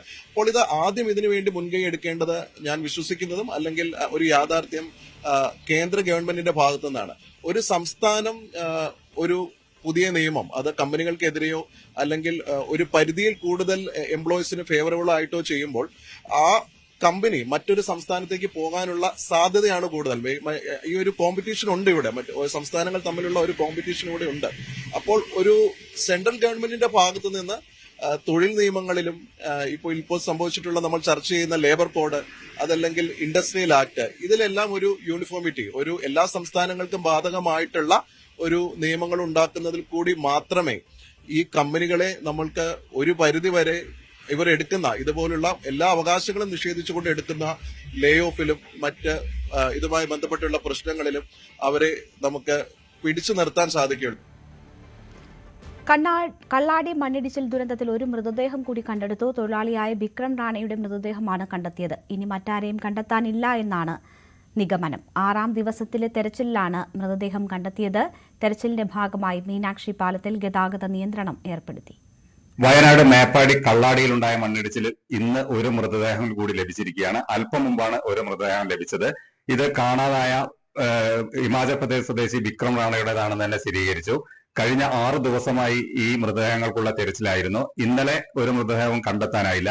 ആ വിക്രം റാണ കൂടിയാണ് കിട്ടാനുണ്ടായിരുന്നത്, അതായത് ഈ കണക്കിൽ. അതുകൊണ്ട് തന്നെയാണ് അദ്ദേഹത്തിനുള്ള തെരച്ചിൽ ഇന്ന് രാവിലെ ആരംഭിച്ചത്. എല്ലാ സന്നാഹങ്ങളോടെയായിരുന്നു ഇന്ന് തെരച്ചിൽ. പല പല ഭാഗങ്ങളിലേക്കായി ഓരോ ടീമുകളായിട്ടാണ് ഇന്ന് തെരച്ചിൽ നടത്തിയത്. കള്ളാടിപ്പാലത്തിന് ഏതാണ്ട് ഒരു 200 മീറ്റർ അകലെ ഒരു തകർന്ന വീടിനടുത്തായിട്ടാണ് ഇപ്പോൾ ഈ മൃതദേഹം ലഭിച്ചത്. ഈ സന്നദ്ധ സംഘടനകളടക്കം ഇന്നത്തെ ഈ തെരച്ചിൽ നടന്നിരുന്നു. അല്ലെങ്കിൽ അവിടെ ഇന്ന് ഗതാഗത നിയന്ത്രണം ഒക്കെ ഏർപ്പെടുത്തിക്കൊണ്ടായിരുന്നു തെരച്ചിൽ. എന്തായാലും ഈ ഒരു മൃതദേഹം കൂടി ലഭിച്ചിരിക്കുകയാണ്. ഇതുവരെ മരിച്ചത് 8 പേരോളമാണ് എന്നുള്ളത് ഇപ്പോൾ സ്ഥിരീകരിച്ചു കഴിഞ്ഞു. ഒരുപക്ഷെ മറ്റുള്ളവരാരും ഒരു പരാതിയോ അല്ലെങ്കിൽ അത്തരത്തിലൊന്നും വരാത്തത് കൊണ്ട് തന്നെ തുടർന്ന് തിരച്ചിൽ നിർത്താനാണ് സാധ്യത. പക്ഷെ അത് നമുക്ക് സ്ഥിരീകരിച്ചിട്ടില്ല. എന്തായാലും ഇദ്ദേഹത്തിന്റെ മൃതദേഹം ഇപ്പോൾ ആശുപത്രിയിലേക്ക് മാറ്റാനുള്ള തയ്യാറെടുപ്പുകളാണ് അവിടെ നടക്കുന്നത്. എന്തായാലും വയനാട്ടിൽ ഈ കഴിഞ്ഞ ഒരു 6 ദിവസമായി ഈ ഒരു മൃതദേഹത്തിനായുള്ള തെരച്ചിലും അല്ലെങ്കിൽ നിരവധി ആളുകൾ ഈ ഭാഗത്തേക്ക് എത്തുകയും ഒക്കെ ചെയ്തിരുന്നു. എന്തായാലും ഇതോടെ ഇനി കൂടുതൽ ആളുകളില്ല എന്നുള്ള ഒരു നിഗമനത്തിൽ തന്നെയാണ് അധികൃതരും ഉള്ളത്. ഈ വിക്രം റാണയുടെ ബന്ധുക്കൾ എല്ലാവരും തന്നെ ഇവിടെ സ്ഥലത്ത് കുറെ ദിവസമായിട്ടുണ്ട്. ഒരുപക്ഷെ ഇന്ന് ഈ മൃതദേഹം ഇവിടെ നിന്നും കോഴിക്കോട് കൊണ്ടുപോയി അവിടുന്ന് എംബാം ചെയ്ത് നാട്ടിലേക്ക് അയക്കുന്ന ഒരു സ്ഥിതിയാണ് ഉണ്ടാവുക എന്നാണ് ഇപ്പോൾ നമുക്കറിയാൻ കഴിയുന്നത്. എന്തായാലും ഈ കഴിഞ്ഞ ദിവസം നടത്തിയ തിരച്ചിലുകളെല്ലാം വിഫലമായില്ല. അല്ലെങ്കിൽ ഇതുവരെയുള്ള ഈ പറഞ്ഞ ഏതാണ്ട് ആളുകൾ അല്ലെങ്കിൽ കാണാതായി എന്ന് പറഞ്ഞ ആളുകളെല്ലാം തന്നെ ഇപ്പൊ കിട്ടിയെന്നാണ് നമുക്കറിയാൻ കഴിഞ്ഞിട്ടുള്ളത്. വിയറ്റ്നാമിലുണ്ടായ ബോട്ടപകടം കേരളത്തിനും നോവായി. കൊട്ടാരക്കരയിലെ വ്യവസായ പ്രമുഖനായ AC തോമസ്, ലൊവേനി തോമസ് എന്നിവരും അപകടത്തിൽ മരിച്ചു. ലാവ മൊബൈൽ കമ്പനിയുടെ ഇൻസെന്റീവ് ട്രിപ്പിനായി വിയറ്റ്നാമിലെത്തിയവരാണ് അപകടത്തിൽപ്പെട്ടത്. ഇവരെ കൂടാതെ മരിച്ച മറ്റ് 13 പേർ ആന്ധ്ര, തമിഴ്നാട് സംസ്ഥാനങ്ങളിൽ നിന്നുള്ളവരാണ്. തോമസിന്റെയും ലൊവേനിയുടെയും മൃതദേഹങ്ങൾ വൈകാതെ നാട്ടിലെത്തിക്കും. മന്ത്രി ബിന്ദു കൃഷ്ണയും കൊടിക്കുന്നിൽ സുരേഷ് MPയും ഇന്നലെ ഇവരുടെ വീട്ടിലെത്തി അനുശോചനം അറിയിച്ചു. ബോട്ടപകടത്തെക്കുറിച്ച് വിയറ്റ്നാം സർക്കാർ അന്വേഷണം തുടങ്ങി. ബോട്ടപകടത്തിൽ മരിച്ച AC തോമസ്, ലോവേനി ദമ്പതികളുടെ മൃതശരീരം വളരെ പെട്ടെന്ന് തന്നെ നാട്ടിലെത്തിക്കാനുള്ള തീവ്ര ശ്രമത്തിലാണ് അധികൃതർ. കഴിഞ്ഞ ദിവസമാണ് ഇരുവരും മരിച്ചത്. വിയറ്റ്നാമിലെ ഒരു വിനോദസഞ്ചാരത്തിനിടയിൽ ബോട്ട് മുങ്ങിയാണ് ദാരുണമായ അന്ത്യം സംഭവിച്ചത്. അങ്ങനെ 15 പേരാണ് മരണത്തിന് കീഴടങ്ങേണ്ടി വന്നത്. 22 പേരെ തൽക്ഷണം അവിടെ നിന്നും രക്ഷപ്പെടുത്തുകയും ചെയ്തു. 32 പേരടങ്ങുന്ന ഒരു സംഘത്തിലായിരുന്നു വിനോദസഞ്ചാരത്തിന് ഇവർ പോയിരുന്നത്. ഒരു മൊബൈൽ കമ്പനി ഓഫർ ചെയ്ത വിനോദസഞ്ചാര ടൂർ പാക്കേജിലായിരുന്നു കൊട്ടാരക്കരയിൽ നിന്നും ദമ്പതികൾ ഈ വിനോദസഞ്ചാരത്തിനായി പോയത്. അങ്ങനെയാണ് ഇത്തരത്തിലുള്ളൊരു അപകടം സംഭവിച്ചത്. ശരിക്കും നാടിനെ ഒരു ദുഃഖത്തിലാഴ്ത്തിയ ഒരു സാഹചര്യമാണ് ഇപ്പോൾ ഉള്ളത്. നാട്ടിൽ വളരെ പ്രിയപ്പെട്ട ഒരു കുടുംബമാണ് ഈ ദമ്പതിമാരുടെ. ഇവർ വിക്ടറി ഗ്രൂപ്പ് എന്ന പേരിൽ ഒരു ഫാർമസ്യൂട്ടിക്കൽ കമ്പനി വരെ നടത്തുന്നുണ്ടായിരുന്നു. നിരവധി ജീവനക്കാർ എല്ലാം തന്നെ ഈ സ്ഥാപനത്തിൽ വർക്ക് ചെയ്തു വരുന്ന സാഹചര്യവും നിലനിൽക്കുന്നുണ്ട്. എന്തായാലും ഇവരുടെ ഒരു വിയോഗം നാടിനെ വലിയ രീതിയിൽ ദുഃഖത്തിലാഴ്ത്തിയിട്ടുണ്ട്. ഇവരുടെ മൃതശരീരം നാളെ തന്നെ ഏകദേശം തിങ്കളാഴ്ചയോടുകൂടി നാട്ടിൽ എത്തിക്കുന്നു. ചൊവ്വാഴ്ചയാണ് സംസ്കാര ചടങ്ങുകളെല്ലാം തന്നെ പറഞ്ഞിരിക്കുന്നത്. തൊട്ടടുത്തുള്ള മർത്തോമ ദേവാലയത്തിലാകും സംസ്കാര ചടങ്ങുകളെല്ലാം നടക്കുക. വിനീഷ്, ന്യൂസ് 18 കൊല്ലം. അടുത്ത കാലത്തായി ഇന്ത്യയിൽ നിന്നുള്ള സഞ്ചാരികളുടെ ഇഷ്ടപ്പെട്ട ടൂറിസ്റ്റ് ഡെസ്റ്റിനേഷനുകളിലൊന്നാണ് വിയറ്റ്നാം. നിരവധി സഞ്ചാരികളാണ് ഇന്ത്യയിൽ നിന്ന് ഇവിടേക്ക് എത്തുന്നത്. സഞ്ചാരപ്രിയരായ മലയാളികളും ഇക്കൂട്ടത്തിലുണ്ട്. വിയറ്റ്നാമിനെ കൂടുതൽ പേർ ഉല്ലാസയാത്രയ്ക്കായി തിരഞ്ഞെടുക്കുന്നത് എന്തുകൊണ്ട്? 2 മാസം മുൻപ് വിയറ്റ്നാം സന്ദർശിച്ച ന്യൂസ് 18 കേരളം അവതാരക കൃഷ്ണേന്ദു നായരുടെ റിപ്പോർട്ട് കാണാം. Is reporting live from Ninh Binh, Vietnam. Cute cafes, fun moments, ishtam pole photos and what not.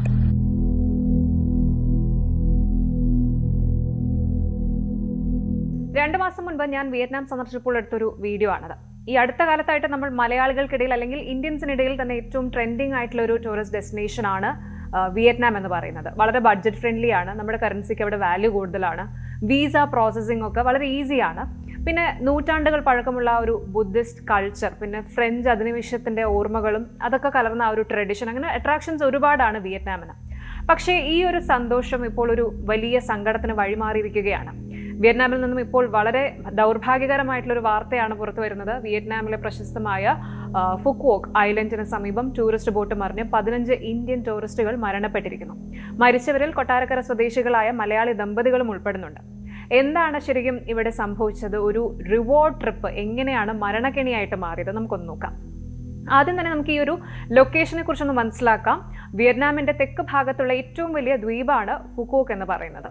White sand ബീച്ചുകളും coral റീഫുകളും കൊണ്ട് അനുഗ്രഹീതമായിട്ടുള്ള ഈ ഒരു ഐലൻഡ് കാണാൻ ലക്ഷക്കണക്കിന് ആളുകളാണ് എത്തുന്നത്. ഇതിന് തൊട്ടടുത്തുള്ള ആൻതോയ് ആർക്കിപെലാഗോയിലെ ഹോൺമേ റൂട്ട് എൻഗോയ് എന്ന ചെറിയ ഐലൻഡിൽ നിന്ന് മടങ്ങുമ്പോഴാണ് ഈ ഒരു അപകടം നടക്കുന്നത്.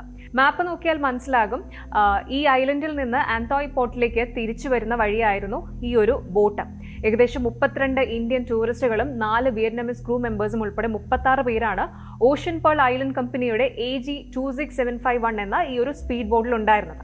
ഇന്നലെ, അതായത് ജൂലൈ 11 ശനിയാഴ്ച ഉച്ച കഴിഞ്ഞ് ഇന്ത്യൻ സമയം ഏകദേശം 1 മണിയോടെയാണ്, വിയറ്റ്നാം സമയം 2:30 ഈ ഒരു സമയത്താണ് ഇങ്ങനെ ഒരു ദാരുണമായ സംഭവം നടക്കുന്നത്. തീരത്ത് നിന്ന് വെറും 400 മീറ്റർ മാത്രം അകലെ, അതായത് യാത്ര തുടങ്ങി കഷ്ടിച്ച 1/2 കിലോമീറ്റർ പോലും ആകുന്നതിന് മുൻപ് ഒരു ഭീകരമായ തിരമാല വന്ന് ബോട്ടിനെ അടിക്കുകയായിരുന്നു എന്നാണ് പറയുന്നത്. ഈ അപകടത്തിൽ നിന്ന് വളരെ അത്ഭുതകരമായിട്ട് രക്ഷപ്പെട്ട ആശിഷ് കുമാർ, നിർമ്മൽ കുമാർ എന്നീ ടൂറിസ്റ്റുകൾ ആ ഒരു ഞെട്ടിക്കുന്ന നിമിഷം ഓർത്തെടുക്കുന്നത് ഇങ്ങനെയാണ്. ബോട്ട് എടുത്ത് മിനിറ്റുകൾക്കകം ഒരു വലിയ തിരമാല വന്ന് ബോട്ടിനെ വിഴുങ്ങി. ബോട്ട് തലകീഴായിട്ട് മറിഞ്ഞു. ഇതൊരു ക്ലോസ്ഡ് ബോട്ടായിരുന്നു. അതുകൊണ്ട് തന്നെ ബോട്ടിന്റെ മുൻഭാഗത്തിരുന്ന, ഓപ്പൺ ആയിട്ടിരുന്ന കുറച്ചുപേർ എങ്ങനെയൊക്കെ പുറത്തേക്ക് ചാടാൻ അവർക്ക് കഴിഞ്ഞു എന്നുള്ളതാണ്. എന്നാൽ ബോട്ടിന്റെ ഉൾവശത്തും പിൻഭാഗത്തും ഉണ്ടായിരുന്നവർ അതിനുള്ളിൽ ട്രാപ്പ് ആയിപ്പോയി. ഹെൽപ്പ് എന്നൊക്കെ നിലവിളിച്ചുകൊണ്ട് ആൾക്കാർ കടലിലേക്ക് എടുത്ത് ചാടുകയായിരുന്നു. ഇതിൽ ഏറ്റവും സങ്കടകരമായ മറ്റൊരു കാര്യം എന്താണ് എന്ന് വെച്ചാൽ, ഈ ഒരു യാത്രയിൽ ഉണ്ടായിരുന്ന ഭൂരിഭാഗം പേരും സ്മാർട്ട് ഫോൺ ബ്രാൻഡായ ലാവ ഇന്റർനാഷണൽ കമ്പനിയുടെ ജീവനക്കാരും അവരുടെ ചാനൽ പാർട്ട്നേഴ്സും ഡിസ്ട്രിബ്യൂട്ടേഴ്സും ഒക്കെ ആയിരുന്നു. ലാവ മൊബൈൽസ് കമ്പനി തങ്ങളുടെ മികച്ച പെർഫോമൻസ് കാഴ്ചവെച്ച ഡീലേഴ്സിനായിട്ട് സ്പോൺസർ ചെയ്ത ഒരു ഇൻസെന്റീവ് റിവാർഡ് ട്രിപ്പായിരുന്നു ഇത്. തമിഴ്നാട്, ആന്ധ്രാപ്രദേശ്, തെലങ്കാന, കേരള എന്നീ സംസ്ഥാനങ്ങളിൽ നിന്നുള്ള ഡീലേഴ്സാണ് ഈ ഗ്രൂപ്പിൽ ഉണ്ടായിരുന്നത്. ഒരു വലിയ ബിസിനസ് സക്സസ് സെലിബ്രേറ്റ് ചെയ്യാൻ പോയ യാത്രയാണ് ഒടുവിൽ ഇങ്ങനെ ഒരു ദാരുണ സംഭവത്തിൽ അവസാനിച്ചത്. ഇന്ത്യൻ എംബസി പുറത്തുവിട്ട ഒഫീഷ്യൽ ലിസ്റ്റ് പ്രകാരം മരണപ്പെട്ട 15 പേരിൽ 10 പേർ തമിഴ്നാട് സ്വദേശികളും 3 പേർ ആന്ധ്രാപ്രദേശ് സ്വദേശികളും 2 പേർ കേരളത്തിൽ നിന്നുള്ളവരുമാണ്. മരിച്ചവരിൽ 2 സ്ത്രീകളും ഉൾപ്പെടുന്നുണ്ട്. കേരളത്തെ പിടിച്ചുലച്ച ആ മരണം കൊട്ടാരക്കര സ്വദേശികളായ ദമ്പതികളുടേതാണ്. വിക്ടറി ഗ്രൂപ്പ് ഓഫ് ഇൻഡസ്ട്രീസ് ഉടമ AC തോമസ് 57 വയസ്സ്, ഭാര്യ ലവ്ലി തോമസ് 56 വയസ്സ് എന്നിവരാണ് മരണപ്പെട്ടത്. കഴിഞ്ഞ ജൂലൈ 7 ഇവർ വിയറ്റ്നാമിലേക്ക് ടൂർ പോയത്. അപകടം നടക്കുന്ന അന്ന് രാവിലെ വരെ നാട്ടിലെ ഫാമിലി ഗ്രൂപ്പുകളിൽ ഇവർ ഫോട്ടോസും വിശേഷങ്ങളും ഒക്കെ ഷെയർ ചെയ്തിരുന്നു. എന്നാൽ ഉച്ചയോടെ എത്തിയ മരണവാർത്ത ഈ ഒരു കുടുംബത്തിന് താങ്ങാവുന്നതിലും അപ്പുറമായിരുന്നു. അപകടം നടന്ന ഉടനെ തന്നെ തൊട്ടടുത്തുള്ള മറ്റു ടൂറിസ്റ്റ് ബോട്ടുകളും ലോക്കൽ ബോർഡർ ഗാർഡ്സും കോസ്റ്റ് ഗാർഡും ഒക്കെ ചേർന്ന് വലിയൊരു റെസ്ക്യൂ ഓപ്പറേഷൻ തന്നെയാണ് നടത്തിയത്. കടലിൽ വീണ 21 പേരെ അവർക്ക് രക്ഷിക്കാൻ സാധിച്ചു. നിലവിൽ പരിക്കേറ്റവർ അവിടെയുള്ള ഹോസ്പിറ്റലുകളിൽ തീവ്രപരിചരണ വിഭാഗത്തിലാണ്. 4 പേരുടെ അവസ്ഥ ഇപ്പോഴും ക്രിട്ടിക്കലായിട്ട് തുടരുന്നു എന്നാണ് ഏറ്റവും പുതിയ റിപ്പോർട്ടുകൾ. ഇനി ഇവിടെ ഉയരുന്ന ചില പ്രധാന ചോദ്യങ്ങളുണ്ട്. സേഫ്റ്റി മെഷേഴ്സ് പാലിച്ചിരുന്നു എന്നുള്ളതാണ്. ബോട്ട് അതോറിറ്റികൾ കൃത്യമായ പ്രോട്ടോകോൾ ഫോളോ ചെയ്തിരുന്നു എന്നാണ് ചിലർ പറയുന്നത്. എങ്കിലും രക്ഷപ്പെട്ട ടൂറിസ്റ്റുകൾ പറയുന്നത് കരയിൽ എത്തിച്ച ഉടനെ പ്രോപ്പർ ആയിട്ടുള്ള എമർജൻസി മെഡിക്കൽ കെയർ ലഭ്യമായിരുന്നില്ല എന്നാണ്. വിയറ്റ്നാം പ്രൈം മിനിസ്റ്റർ ലെമിൻ ഹങ് ഈ ഒരു സംഭവത്തിൽ അടിയന്തര അന്വേഷണത്തിന് ഉത്തരവിട്ടിട്ടുണ്ട്. കാലാവസ്ഥയിലെ വ്യതിയാനമാണോ അതോ ബോട്ടിലെ എന്തെങ്കിലും മെക്കാനിക്കൽ ഫെയിലിയർ ആണോ അപകടത്തിന് കാരണമെന്ന് അന്വേഷിക്കാൻ അദ്ദേഹം കർശന നിർദ്ദേശം നൽകിയിരിക്കുന്നുണ്ട്. നിലവിൽ നമ്മുടെ സെൻട്രൽ ഗവൺമെന്റും കേരളത്തിൽ നിന്നുള്ള നോർക്ക റൂട്ട്സും ഒക്കെ വിയറ്റ്നാമിലെ ഇന്ത്യൻ എംബസിയുമായിട്ട് നിരന്തരം കോർഡിനേറ്റ് ചെയ്യുന്നുണ്ട്. മൃതദേഹങ്ങൾ എത്രയും വേഗം നാട്ടിലെത്തിക്കാനുള്ള ശ്രമങ്ങൾ നടക്കുകയാണ്. വിയറ്റ്നാം ശരിക്കും ഒരു വിസ്മയമാണ്. ഹലോങ് ബേയിലെ പാറയിടുക്കുകളും ഹോയൻ പുരാതന നഗരത്തിന്റെ തെരുവുകളും ഫുക്കോക്കിലെ അതിമനോഹരമായ കടൽ തീരങ്ങളും ഒക്കെ ഏതൊരു സഞ്ചാരിയുടെയും മനസ്സ് നിറയ്ക്കുന്ന കാഴ്ചകളാണ്. പ്രകൃതി ഭംഗി കൊണ്ടും അതുപോലെ അവിടുത്തെ ജനങ്ങളുടെ സ്നേഹപൂർവ്വമായ പെരുമാറ്റം കൊണ്ടും ഇനിയും ലക്ഷക്കണക്കിന് ആളുകൾ വിയറ്റ്നാമിലേക്ക് യാത്ര തുടരുക തന്നെ ചെയ്യും. പക്ഷേ ഇത്തരം വലിയ ദുരന്തങ്ങൾ നമുക്ക് മുന്നിൽ ഒരു വലിയ ഓർമ്മപ്പെടുത്തലാണ്. നമ്മൾ എത്രയൊക്കെ മനോഹരമായ ഗ്ലോബൽ ഡെസ്റ്റിനേഷൻസ് സന്ദർശിച്ചാലും, പ്രത്യേകിച്ച് വാട്ടർ സ്പോർട്ടുകളിലും പിന്നെ ബോട്ട് യാത്രകളിലൊക്കെ ഏർപ്പെടുമ്പോൾ അവിടുത്തെ സുരക്ഷാ മാനദണ്ഡങ്ങളും വെതർ വാർണിംഗ്സും ഒക്കെ 1% പോലും വിട്ടുവീഴ്ചയില്ലാതെ തന്നെ നമ്മൾ ഫോളോ ചെയ്യണം. നമ്മുടെ സുരക്ഷ എപ്പോഴും നമ്മുടെ കൈകളിൽ തന്നെയാണ്. കിരീടം 2 കളിക്കരികെ. ഫുട്ബോൾ ഇൻ അസോസിയേഷൻ വിത്ത് മേത്തർ ഈഗിൾ FC കേരള.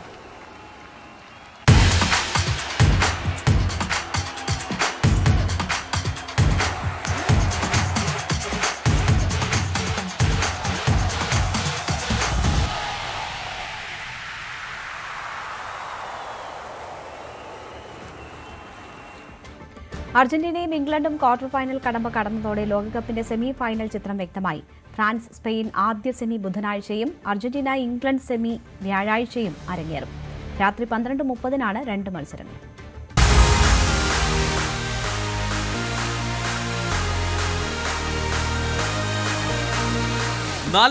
ടീമുകളാണ് കളമൊഴിഞ്ഞത്. ഇനി അവർ 4 പേർ മാത്രം. ഫിഫ റാങ്കിങ്ങിലെ ആദ്യ 4 സ്ഥാനക്കാർ തന്നെ ലോകവേദിയിൽ മുന്നിലെത്തി. France, Argentina, Spain, England. ഇവരിൽ ഒരാൾക്ക് സ്വന്തം ആ ലോക കിരീടം. ആദ്യ സെമി യൂറോപ്യൻ ക്ലാസിക്കാണ്. സ്പെയിനും ഫ്രാൻസും മുഖാമുഖമെത്തുന്ന കിടലൻ പോര്. ഈ ടൂർണമെന്റിൽ ഒരിക്കൽ പോലും ഗാംഭീര്യം വിടാതെ പോരാടിയ ഫ്രാൻസും മധ്യനിരയിലെ മേധാവിത്വം കൊണ്ട് കളം നിറയുന്ന സ്പെയിനും ഏറ്റുമുട്ടുമ്പോൾ പരിധികളില്ലാത്ത ആരവം പ്രതീക്ഷിക്കാം. കിലിയൻ എംബാപ്പയുടെ ഫ്രഞ്ച് പടയ്ക്ക് ഈ ടൂർണമെന്റിന്റെ ഒരു ഘട്ടത്തിലും വെല്ലുവിളി ഉണ്ടായിട്ടില്ല. വേഗതയ്ക്കും ആക്രമണത്തിനും പ്രാധാന്യം നൽകിയുള്ള ഹൈബ്രിഡ് ശൈലിയാണ് സ്പെയിനിന് കരുത്താവുന്നത്. ക്വാർട്ടറിൽ ബെൽജിയം നേടിയ ഗോൾ മാറ്റി നിർത്തിയാൽ ഗോൾ വഴങ്ങിയതിന്റെ ക്ഷതമില്ല സ്പാനിഷ് സംഘത്തിന്. ഒരുപക്ഷെ ഈ ലോകകപ്പിൽ ഫ്രാൻസ് നേരിടാൻ പോകുന്ന ഏറ്റവും വലിയ കടമ്പയായിരിക്കും സ്പെയിൻ. 2ാം സെമി സംഭവബഹുലമാകുമെന്ന് ഉറപ്പിക്കാൻ ലോകകപ്പ് ചരിത്രം പരിശോധിച്ചാൽ മാത്രം മതി. 1966 ക്വാർട്ടർ ഫൈനലിൽ അർജന്റീന ക്യാപ്റ്റൻ റാറ്റിൻ കണ്ട ചുവപ്പുകാട്. 86 ലോകകപ്പ് ക്വാർട്ടറിൽ ദൈവത്തിന്റെ കരസ്പർശവും പിന്നാലെയുണ്ടായ നൂറ്റാണ്ടിലെ ഗോളും. 98 പ്രീ ക്വാർട്ടറിൽ ചുവപ്പുകാട് കണ്ടു മടങ്ങിയത് ഡേവിഡ് ബെക്കാം. 2002 അതേ ബെക്കാം തന്നെ പെനാൽറ്റിയിലൂടെ ഗോൾ അടിച്ച് നടത്തിയ പകരം വീട്ടൽ. എന്നും വീറും വാശിയും കളം വാഴാറുണ്ട് അർജന്റീനയും ഇംഗ്ലണ്ടും നേർക്കുനേർ വരുമ്പോൾ. 2005 ശേഷം അർജന്റീനയും ഇംഗ്ലണ്ടും ഏറ്റുമുട്ടിയിട്ടേയില്ല. അതായത് ലയണൽ മെസ്സി ആദ്യമായിട്ടാണ് ഇംഗ്ലണ്ടിനെ നേരിടാൻ പോകുന്നത്. ഗോളടി മികവിൽ നിൽക്കുന്ന ഇംഗ്ലണ്ടും തിരിച്ചുവരവുകളിലൂടെ മനക്കരുത്ത് പ്രകടമാക്കുന്ന അർജന്റീനയും വിഖ്യാതമാകാൻ പോകുന്ന പോരിനാണ് തയ്യാറെടുക്കേണ്ടത്. 2 മികച്ച പരിശീലകരുടെ തന്ത്രങ്ങൾ കൂടിയാകും 2ാം സെമിയിൽ ഏറ്റുമുട്ടാൻ പോകുന്നത്. ശ്വാസമടക്കി ലോകകപ്പ് കാണുന്ന ആരാധകർക്ക് ഇനി അവശേഷിക്കുന്നത് ലൂസേഴ്സ് ഫൈനൽ ഉൾപ്പെടെ 4 പോരാട്ടങ്ങൾ മാത്രം. വ്യാഴാഴ്ച നേരം പുലരുമ്പോൾ വ്യക്തമാകും ആ സ്വപ്ന കിരീടം തേടിയിറങ്ങുന്നവർ ആരൊക്കെയെന്ന്. World cup desk, news 18. ആവേശകരമായ ക്വാർട്ടർ ഫൈനലിൽ 1-നെതിരെ 3 ഗോളുകൾക്കാണ് സ്വിറ്റ്സർലൻഡിനെ നിലവിലെ ചാമ്പ്യന്മാരായ അർജന്റീന തോൽപ്പിച്ചത്. നിശ്ചിത സമയത്ത് 1-1 സമനില പാലിച്ചപ്പോൾ എക്സ്ട്രാ ടൈമിലാണ് അർജന്റീന 2 ഗോളുകൾ നേടി ജയമുറപ്പിച്ചത്. 10ാം മിനിറ്റിൽ മെസ്സിയുടെ കോർണർ കിക്കിൽ നിന്നും മാക്കാലിസ്റ്ററാണ് അർജന്റീനയുടെ ആദ്യ ഗോൾ നേടുന്നത്. 67ാം മിനിറ്റിൽ ഡാൻ എൻഡോയെ സമനില ഗോൾ നേടി. 72ാം മിനിറ്റിൽ സ്വിറ്റ്സർലൻഡ് താരം ബ്രീത്ത് എംബോളോയ്ക്ക് 2ാം മഞ്ഞക്കാർഡ് ലഭിച്ചതോടെ പുറത്തു പോവേണ്ടി വന്നു. തുടർന്ന് 10 പേരുമായി ചുരുങ്ങിയ സ്വിറ്റ്സർലൻഡ് പൂർണ്ണമായും പ്രതിരോധത്തിലേക്ക് ഇറങ്ങുന്ന കാഴ്ചയാണ് കണ്ടത്. എക്സ്ട്രാ ടൈമിൽ ഹൂലിയൻ അൽവാരസും ലൗതാരോ മാർട്ടിനസും അർജന്റീനയുടെ വിജയം ഉറപ്പിച്ചു. 7ാം തവണയാണ് അർജന്റീന ലോകകപ്പ് സെമിയിൽ എത്തുന്നത്.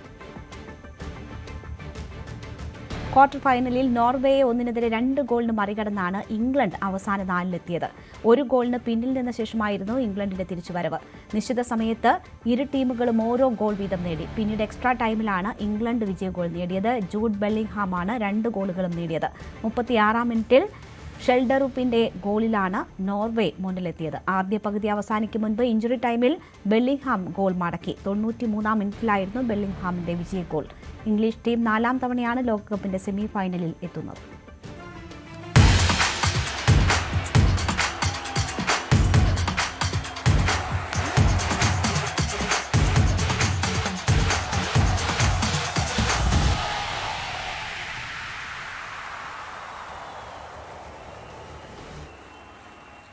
ഫുട്ബോൾ ഇൻ അസോസിയേഷൻ വിത്ത് മേത്തർ ഈഗിൾ FC കേരള. സ്വന്തം വെള്ളി നിരക്ക്. കവിത ഗോൾഡ് ആൻഡ് ഡയമണ്ട്സ് ഇന്നത്തെ സ്വർണ്ണ വെള്ളി നിരക്കുകൾ നിങ്ങൾക്കായി സമർപ്പിക്കുന്നത് കവിത ഗോൾഡ് ആൻഡ് ഡയമണ്ട്സ്. ജൂലൈ 11 മുതൽ ഷാർജ, റോളയിലും. സ്വർണ്ണം 22 ക്യാരറ്റ് ഗ്രാമിന് 13,230 രൂപ, പവന് 1,05,840 രൂപ. സ്വർണ്ണം 18 ക്യാരറ്റ് ഗ്രാമിന് 10,930 രൂപ, പവന് 87,440 രൂപ. വെള്ളി ഗ്രാമിന് 235 രൂപ, കിലോയ്ക്ക് 2,35,000 രൂപ. കവിത ഗോൾഡ് ആൻഡ് ഡയമണ്ട്സ് ഇന്നത്തെ സ്വർണ്ണം വെള്ളി നിരക്കുകൾ നിങ്ങൾക്കായി സമർപ്പിച്ചത് കവിത ഗോൾഡ് ആൻഡ് ഡയമണ്ട്സ്. ജൂലൈ 11 മുതൽ ഷാർജ, റോളയിലും. പകൽ വാർത്ത പൂർണ്ണമാകുന്നു. നമസ്കാരം.